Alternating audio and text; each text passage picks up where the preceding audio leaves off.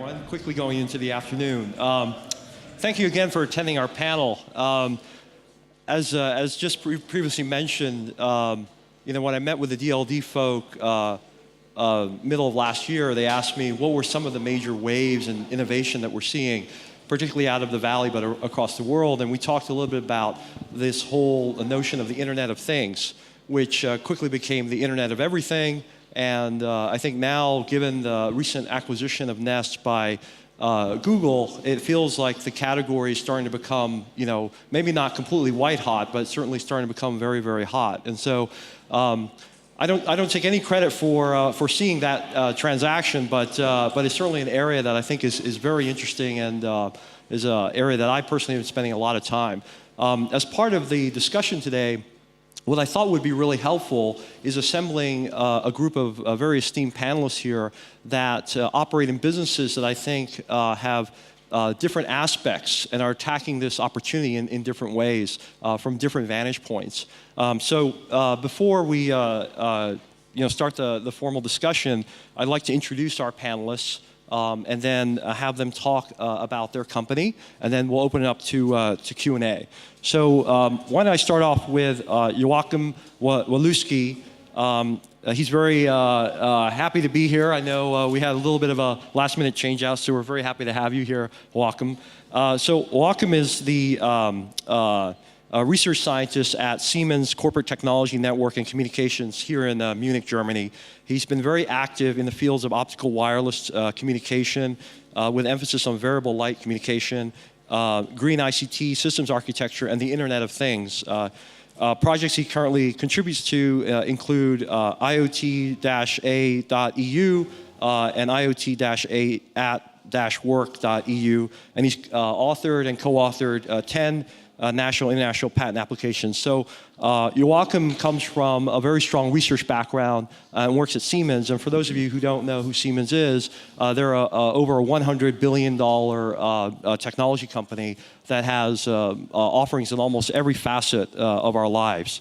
So we're hoping to get the large incumbent technologist view on the Internet of Things from Joachim. To his right, I have Paul Gerhardt. Paul is a CTO and co-founder of Lockitron. Paul is responsible for building an internet-connected door lock that allows you to share access with friends. He has a fabulous story about how he got the company financed and started, and I don't want to steal a lot of his thunder, but essentially they developed and open sourced their own crowdfunding platform, which they used to then raise over $2 million during the month of their campaign. And Paul not only is a technologist, but he also created the film that they used to raise the financing.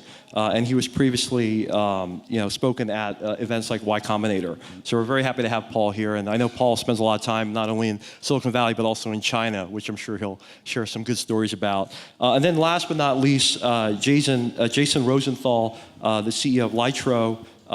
Jason's responsible for Lytro's overall business, which is to transform the camera into a powerful computational platform that will forever change the way that we all take pictures.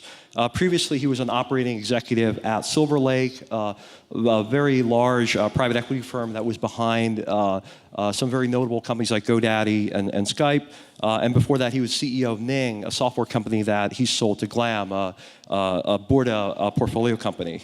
Before that, he had worked at HP, Opsware, AOL, and Netscape. And Jason's company, I think, is going to quickly become a household name. They've raised close to $100 million. And just recently raised about $40 million in November from one of the top VCs in the Valley. So very happy to have Jason here as well. So with that, maybe I can just start by asking Jason to give a brief introduction of Lytro, and then we'll just go down the panelists. Great, thanks, Dave. Actually, if you guys could bring up the slides. So just a quick intro to what Lytro is and what we're all about. Let me see if I can get, there we go. Kind of the core thesis of the company is that we're taking over 20 years of 3D computer graphics research, which is really focused on how to make the virtual world seem real, and intersecting that with real world photography and video to bring a whole host of new capabilities to imaging. And we think that what comes out the other side is really a new hardware and software foundation for how we take and share pictures of every kind. And there's really three things that we're doing with this. So the first is that we're collecting a much richer set of data about the world than has ever been done before. So for the last 175 years that photography has existed, when you take a picture, you've captured two data points. You've captured the color and the brightness of a photon. And with a Lytro camera, we're adding a third dimension, which is all of the depth data about the scene, or thought of another way, how all of the light is flowing through the picture. And when we're able to do that, we can do lots of other interesting things, like we can totally transform the way lenses and optics and all the mechanical parts of cameras are built to, in the case of smartphones, make phones thinner, lighter, cheaper with better cameras, or in the case of larger cameras like you see here, we can bring much higher resolution, better zoom ranges, all things that have been conventionally impossible. And then when you do that, we think that we can make pictures much more immersive. If you think of how pictures work online today, it's basically like if we took our parents' photo album, ripped the pictures out of it, and posted them online. And so to give an example of that, these are some pictures that my partner and founder of the company took just outside of the Louvre a couple months ago, and you can see the kinds of things that we're able to do with light field photography. If you could play the video. Let's see. So what you're seeing here is basically we've taken some simple elements like the ability to pan and zoom and refocus on a shot. You can think of it as like a Ken Burns effect on steroids to really bring much more drama and visual immersion out of what you're typically getting from a photograph. And this is literally just taking a couple of pictures, putting them side by side, and then using software that you can have on your desktop or your tablet or your phone to really bring them to life. And this works kind of all across the web, on Facebook, on Twitter, on Pinterest. And these are some of the kinds of things that we'll be doing going forward. Over time, we're really on a quest to build what we think is going to be the most powerful imaging platform that's ever been built, with kind of highest resolution pictures, unheard of lenses, the most computational power in cameras.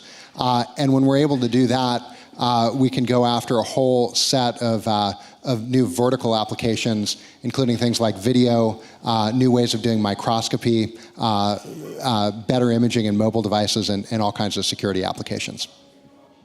Great, thanks, Jason. Great stuff. Paul, why don't you tell us a little about Lockitron?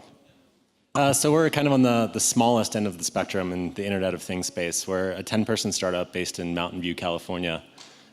We've previously been working out of our garage for about 3-4 years now. We're essentially buying locks from China, gutting the electronics, and providing a network connection on there so we can bring something that was previously a physical layer of access in the form of a key to a virtual layer of access in the form of just tapping a button on your iPhone. So last year we released our second generation product. It's a way of making that happen even quicker. We previously had to replace the entire door lock that was on your house. This is essentially a device that fits over your current door lock. We applied to Kickstarter. Unfortunately, we got caught up in a drama about hardware policies around the time that Reuters and NPR were releasing all these stories about the platform. So we're kind of bummed about this. So we quickly got together with our developers and we put together our own crowdfunding platform over the weekend. We kind of tongue-in-cheek called it Self-Starter. We launched 3 days after our rejection. We went on to get something like $2 million during the campaign and double that again afterwards. We filmed our own YouTube video in-house. I directed that. It took us 45 days to do, but it's probably one of the best returns on investment we ever got. It got something like 3 million views on YouTube. It was on the front page of TechCrunch, then got to the front page of Reddit, and from there it was on the front page of YouTube and 9gag. And each of these added 30,000 views, 300,000 views, 600,000 views, 1 million views. So it's a real amazing things you can do when you have the power of the internet at your fingertips like that. So the device is pretty simple. It's essentially just internet connection in a box with a motor. Works from anywhere in the world. And I think it's our company's core thesis is you see most things go in a 3-step cycle where it starts out analog and then goes digital and then goes networked. So you look at something like photography and you have this analog film and you see these digital cameras come along, and then you see these networked cameras come along. And the distribution mechanism for photographs these days, I think, is primarily online, and that's how they're consumed. And same for video. And I think that's kind of the same thing that happens in every industry, whether it's banking or access, or essentially everything is converging onto the phone or being consumed through the phone in one way or another. Great, thanks, Paul. Joachim? Well, there's 2 answers to the question. If I talk to a US company, I always have to do a really long exegesis of the company because they always ask me like, Siemens what? And here in Germany, I maybe don't have to do that. So I could characterize us as an infrastructure provider and system integrator.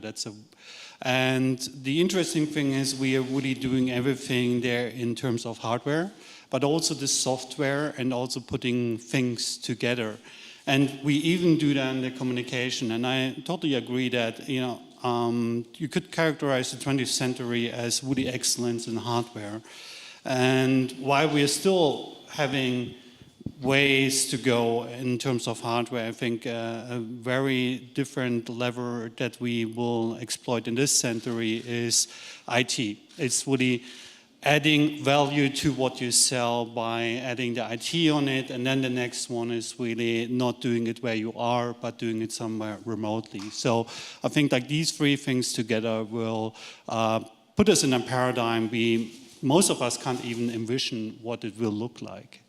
And I'm lucky to work at a company that does all 3 of them. It's also then we also see it as a great opportunity, but we're also aware of that. That's not just like we lean back and then Internet of Things will come and everything will be peachy. But as with all technology, you also have to look at what do you really want to do, what are the downfalls, and also what are the risks. Got it. Okay, well, we're going to have a good discussion about that. Maybe I can start off by level setting everyone. We hear a lot about the Internet of Things, and what I'd love to do is just talk a little bit about what that means to each of you and how your companies are, assuming you think it's a big opportunity for you, talk about how your companies are actually exploiting that opportunity. So let me just steal the definition of the Internet of Things from Cisco. I didn't have the official one from Siemens, but from Cisco, the Internet of Things is a network of physical objects accessed through the internet as defined by technology analysts and visionaries. These objects contain embedded technology to interact with internal states or external environments. In other words, when objects can sense and communicate, it changes how and where decisions are made and who makes them. Another way that they've also defined, Cisco's defined Internet of Things, is simply the point in time when things or objects, when more things or objects are connected to the internet than people. And by their definition, we passed that several years ago. There are clearly a lot more objects now connected to the web than actual people. So I'd love to get a sense of, one, whether or not you guys agree with that definition, and then 2, if you don't, give us a sense of how you look at the opportunity and how your company is specifically exploiting the opportunity. So Joachim, you want to start? Yeah. Honestly, the definition was quite lengthy, so I don't put my blood under that definition. But the easy one I always use, for example, when talking to my father, is there's 2 things about the Internet of Things, actually 3. One is, first imagine a network getting senses. It knows, it suddenly becomes aware of physical objects, okay?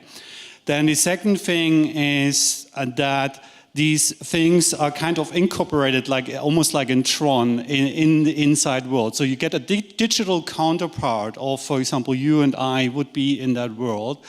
And then the third thing is, for me, is always very important to point out, Internet of Things doesn't necessarily mean everything is accessible over the public internet, but it rather means the great technology we have, internet, how can we also use it for intranet? So, for example, we would never dream of putting like power plant on the internet so that you can control it. Rather, we would use what is already out there in terms of technology and use it inside in a very shielded environment. But of course, we don't need to reinvent the wheel. So the internet is just like has solved a lot of problems, and in a standardized way, we don't need to solve anymore. Okay.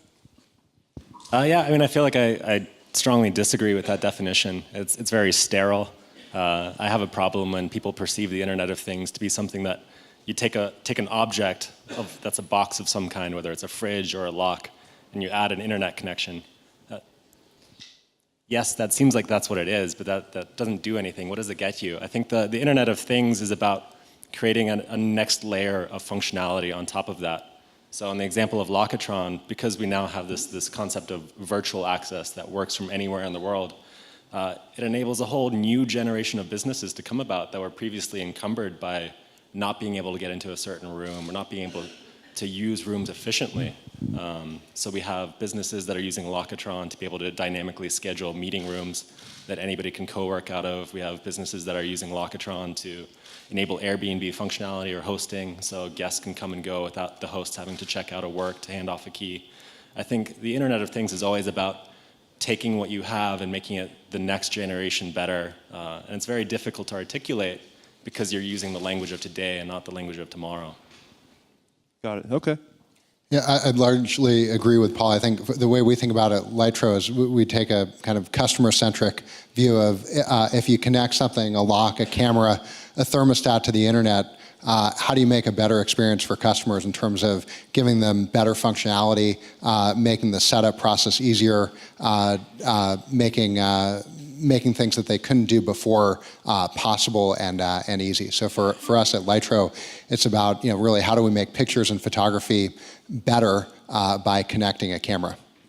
So I'd love to build upon that, because one of the things that I try to understand when we're trying to predict kind of the next wave is like, what's so special about today? Like, why now? What is it about 2014 that has allowed companies like yours to thrive? And one of the things that I admire about your company, Jason, is that your company exploits one of the key elements, I think, that drive the Internet of Things, which is the ability to push a lot of processing into the cloud. So maybe you can talk a little bit about how your company specifically you feel is leveraging the environment today. And then, Paul and Joachim, maybe you can also comment on some of the elements that you see today that are really catalyzing your business and the broader sector. Yeah, I mean, so I think we're in kind of the golden age of the start of the Internet of Things. And there's really three things that are making it even possible today that don't probably get as much attention as they deserve. So the first is that the emergence of the Chinese and the mobile supply chain over the last couple of years has made it possible for companies like us and Lockitron and many others to go build really high quality consumer products for not that much money and do it in a very, very fast period of time. Like when I first started my career in the mid 1990s, if you wanted to be a hardware company, job number one was raise $100 million. Job number two was build a factory. Job number three was hire over 100 people before you could even ship your first product. Like that has all gone away. So that's a big, big advance. The second thing is the emergence of a very high quality set of embedded operating systems. So Android and Linux in particular mean that you can put a computer in a device in a way that with very few software engineers that you couldn't even 10 years ago. And then the third is exactly what you talked about in terms of just the broad availability of all kinds of cloud services that make storage and infrastructure and processing both cheap and pervasively available just about anywhere in the world. I would have to agree 100% with Jason. Nailed it. It's, I think the one thing I would add as far as being a startup, the trend of being able to get resources for a project has changed culturally. It used to be that something like crowdfunding was crazy, but in the past 3 years, there's been a strong cultural shift where you can get resources earlier in a product. And this makes sense on a macro trend. It used to be you had to put up all the resources up front, but gradually you get better credit terms and things like this. And now you can get resources to pursue your project when you only have a prototype working. Well, the only thing I would add here is also the mental part about if you think like, what is the internet? Well, it's a technology, but it's also, we recognize there's a technology out there, it's called internet. And in the Internet of Things, I'm almost like feeling we have the third spring of Internet of Things. I mean, it's a really old term. And nowadays we can say like, well, it's probably has now arrived also in terms of, as you mentioned, that most of the communication on the internet right now, the old internet, so to say, is already machines talking to machines. But we still have to work on what do we really understand by it. And for example, I mean, the original opinions is really good, but at some point we have also to agree. And I think like what is also from my perspective really important is if you look at what we're doing today is that we don't do things really differently. I mean, a windmill is a windmill, but what we have noticed is that a lot of even consumer-based technology is diffusing into industrial environments. So take, for example, Wi-Fi. I mean, every one of you has Wi-Fi, and nowadays it's even in a factory. So we have there something we have not really seen before, that a technology that was really developed for rather your customers is now something we are using. And this cross-insemination is something that will, I think, like also change the business we are doing from a different angle than the ones you have described. Got it. Okay, that's an interesting viewpoint. So one of the things that none of us have really talked about yet about why 2014 is the market acceptance. And maybe it's because we all live and breathe this, but is it a foregone conclusion that consumers will buy these products? And partly maybe the reason why I believe it, but I don't know if I'm a minority, is because kind of the low-hanging fruit is to simply put internet connectivity into existing devices, existing products. How do you guys feel about that? Do you get the same sense when you're out there talking to customers that we are at a foregone conclusion where people assume that the internet will be in everything, or are we still at a early stage where there are certainly certain applications, certain devices, certain industrial products where it's the functionality is so much better, but it's not a foregone conclusion that we're going to see this pervasiveness of the internet across our landscape?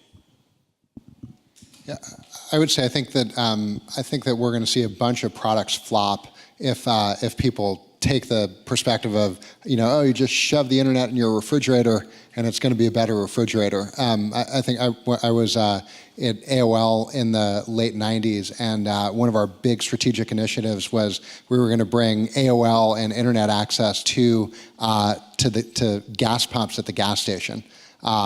And it was I think we got about 1,000 gas pumps rolled out before we realized that it was just about the worst idea possible, because it turned out that people didn't want to instant message and check their email while they were filling up at the pump. And I think there's going to be a whole wave of that kind of thing here.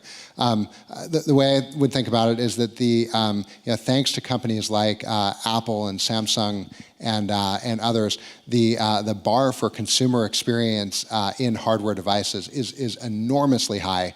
And as a startup, it's very difficult to ship a product, period, let alone get it to be that good. So I think that for any of these things, all of these things to take off, we all have to shoot for just an incredible experience, a great product, one piece of which can be internet connectivity, but that's by no means alone sufficient. Yeah, I think I'd agree with that as well. There's certainly a benefit to commoditization of hardware in the space. The cost of Wi-Fi chips, Bluetooth chips has gone through the floor. It's super easy to get started in this. I think 2014 will be the year where you see a lot of devices come online because there's so much low-hanging fruit. With a device like the Nest thermostat that essentially pays for itself in 6 months with the savings it provides, you're irrational if you don't buy this product, right? Any of these products that provide savings in money or time or effort are going to be winners in the space. And I think anything that's a luxury product that you see in these classic pitches of the connected home of blinds that turn on and off automatically that don't provide additional value will flop. And I think a lot of people will get it wrong, and they won't come out with these products that save time, money, or effort. 2013 is interesting in two respects. First, Siemens has customers which I don't want to call conservative, but have a really long time horizon. I mean, for them, 30 years is rather really fast product cycle. We have even projects where we look at systems that were installed 5 years after the Civil War in the United States. That's our backward compatibility we have to live up to. And if these customers are telling you, oh, what's this Internet of Things, what can it do for you? That for me is really like, okay, it's not only like my niece with an Apple smartphone, but even like somebody who's in a totally different kind of a universe almost. If they both ask me what is Internet of Things, then I think like we really are in a critical time. The other thing I wanted to just like briefly touch upon is a little bit alluded to, but it's not about really only about doing things we haven't done before. It's not about video gaming. We didn't have video gaming before, now we have video gaming. It's more about, can we do what we already do much, much better? And I think like one of the really great promises we see is really solving one of the big questions of the 21st century is energy. I mean, how to conserve it, but also how to produce it in a renewable way when you do it. And this sounds like a lot of physics, a lot of windmills, but if we are looking at an environment that is changing very rapidly in terms of generation, but also consumption. And the better we understand it, and not we in our heads, but if the devices we deploy, the better they can react to that. There is really not only like 10%, but maybe sometimes even like a factor of 10 in terms of savings you can do, or factor of 10 or better how you can produce energy better. And that's just like one field where I think like we already know a lot, and we are kind of know the physics, but we also know if we had more information about the real-time aspect of reality in a distributed manner, we could do much better. And one example is just like a building. If a building knew that half an hour before the people are coming, and you could do the heating up then. I mean, I can do the calculation for you in a long-term prospect. That's a lot of savings you can do there instead of just like keeping it heated, just maybe they come around or not. Got it. So it sounds like the consensus view, at least here, is that there's clearly market acceptance, but it's not just about just putting the internet in something, but really making it a lot more compelling from a cost standpoint and payback standpoint, but also potentially the intersection of this into areas of like artificial intelligence. So really helping you to do things a lot better, maybe even predict, ahead of time. One area that I often get asked, and I'd love to get your viewpoint, is that there are cynical views out there that these businesses are essentially just hardware companies, and you're just selling hardware cheaper, taking advantage of the supply chain in China. How do you feel about that? And are there other things that the cynics are missing about the connective tissues or some of the things that you're building in these businesses that provide true lock-in versus the traditional hardware businesses? Maybe Jason, you can comment on how you guys are looking at this. Yeah, I mean, I think that the commoditization cycles in hardware have become super rapid, and if you look just at the smartphone industry right now, there's a whole wave of things going on in China where you have these enormously fast-growing smartphone companies. They're subsidized by the Chinese government to the degree where they never have to turn a profit. They just have to produce devices at break even or at a loss. So I think that what it means for companies like us and everybody in this space is if you don't have real value add and differentiation and innovation in your products, you're at a big risk of being boxed out of the market. But I mean, that said, I think that I think it was Steve Jobs who said, the best way to show off your software capabilities is wrapping it in custom-built hardware, and I think that's becoming more and more possible and a really good way to differentiate. I know, Paul, you spend a lot of time in China, so I guess that you're following that mantra. Yeah, I mean, I think there's a lot of concern about if you're just a pure hardware company, you'll see your product be replicated fairly quickly. The things we haven't seen that are difficult to replicate are things like social networks, where you have Facebook gets in early and they essentially dominate the marketplace in 90, or I guess outside of China, 95% of the world, right? So the nice thing about providing an internet-connected device is you have this layer of software, which is 99% of your customers' experience with it. When somebody installs Lockitron on their home, they're not playing with the lock, they're playing with the app. That's how they know us, that's how we brand ourselves, that's how they invite their friends, that's how their friends experience the product. And if you can get lock-in on the social component of that, or the network component of that, that's what sets you up well for the future. Anything that's just a piece of plastic is, with no software in there, is going to have a hard time, I think. Yeah, I would agree also that first, China is often seen as the menacing country out there, and all what we do. It's also a really great opportunity for everyone in China, but also for us. And one of them is, for example, I mean, look at 1 billion people trying to save, for example, resources. That's just like a huge opportunity for everyone to come up with really smart solutions. And they can't be the old ones. I mean, we have to come up with even better ones. The other thing I wanted to say is that if you look at any hardware product today, tell me anyone that doesn't have a processor in it. So, I mean, yes, the hammer maybe you have, but everything else you interact through it with IT. Internet of Things would then add on really the remoteness of it, but I don't think like really we're doing something completely new in that everyone knows already if I add on more IT or to something, then I can do things I can't before. And one is, for example, also when the system is extremely complex. Like, for example, everyone probably here has been in a nuclear spin tomography, but if you look at the signal processing and getting a picture, and then maybe also like comparing it with old pictures, and I'm really getting knowledge out of that, the hardware part is, of course, very expensive, but what really gives you the new add-on is having very smart IT in that it really knows physical reality. It knows, for example, who you are, what you are, and then can generate new knowledge out of there.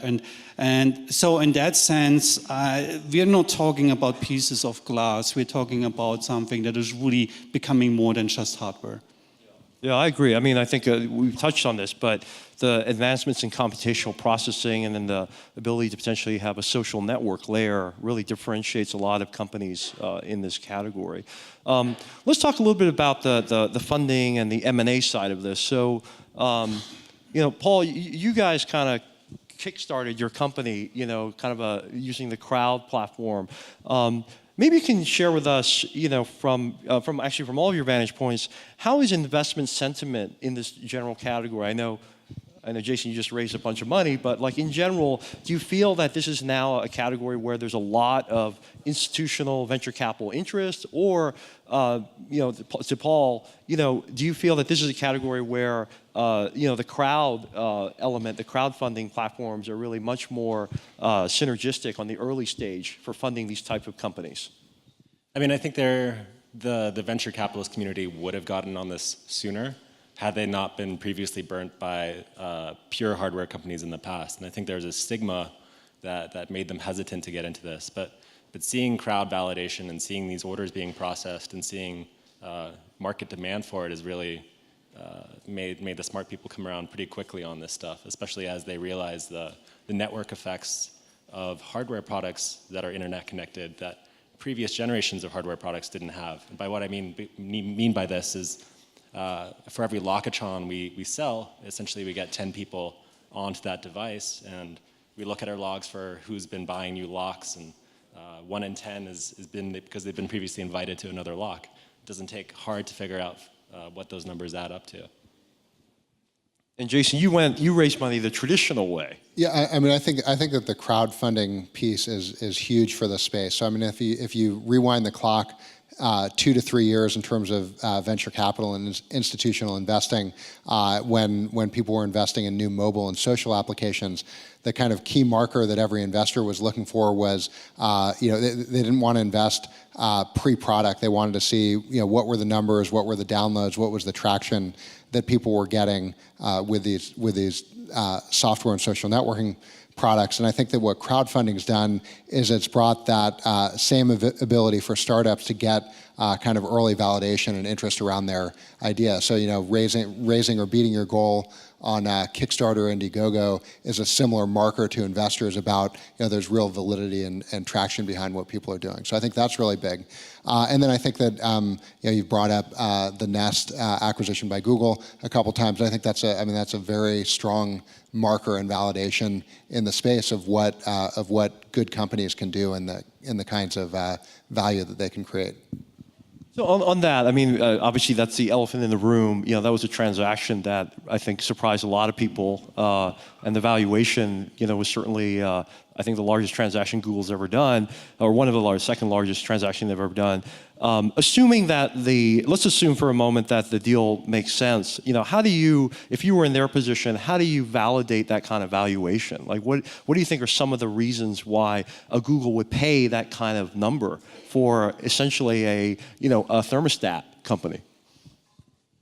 Yeah, I don't think there's any financial metric you can use. I think that Google decided that they wanted to own Nest, and that's what it took to get the job done. I think it's the only way you can look at it.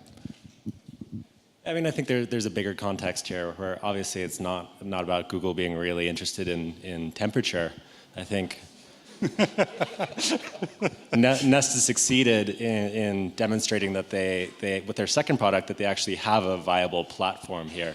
They've managed to find a way of putting a base station-like unit in the home and have add-on devices that they can put throughout various rooms, where previous generations of companies have failed one after another. There's been literally hundreds of companies that have promised a smart home base station hub. And I think everybody has gone for this space by trying to attack what comes naturally to them. And that's the media center. They're like, oh, we're good at computers. Video is basically the same thing. We're going to make a hub for your TV. So call it a Google TV or a Chrome stick or an Apple TV or a Roku or an Xbox One.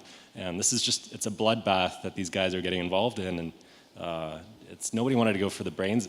They're all fighting over the brains of the home, I guess. And Nest was pretty smart about it and just went straight for the hearth. If I can make a play on words there.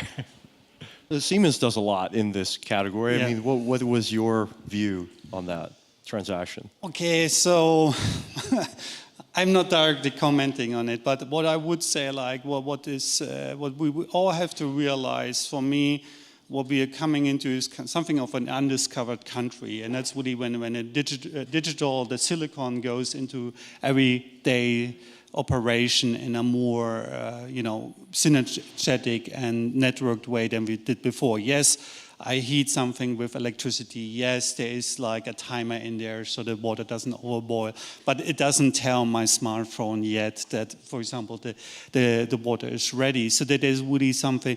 And if you look at market saturation, how many Game Boys do you want to buy and how many smartphones do you want to own? At some time, there's really maybe a break even there, but I think in terms of making buildings smarter or making transportation smarter or making energy production smarter, I think there is still a lot we can do. And I think if you really sum all of them up together, the market, of course, and we're not the only one who realizes that, is enormous. And I think that is maybe why somebody new to this field would say okay, wow, I wasn't aware of this. This is a great opportunity. Yeah, I personally agree with your point that part of the way you could potentially justify what they paid is exactly that, to make the home smarter. And Google has a lot of tools and resources to ultimately allow for a much smarter home. From your vantage point, how far are we from that? How far are we from that point when, I can walk into my house and they know who I am and, and I can afford that, or the average person can afford that. You don't necessarily have to be Bill Gates, but you can ultimately have an intelligent home. where they can adjust the temperature for me because I know they know me, they know I like it a little warmer versus cold. How far away are we from that?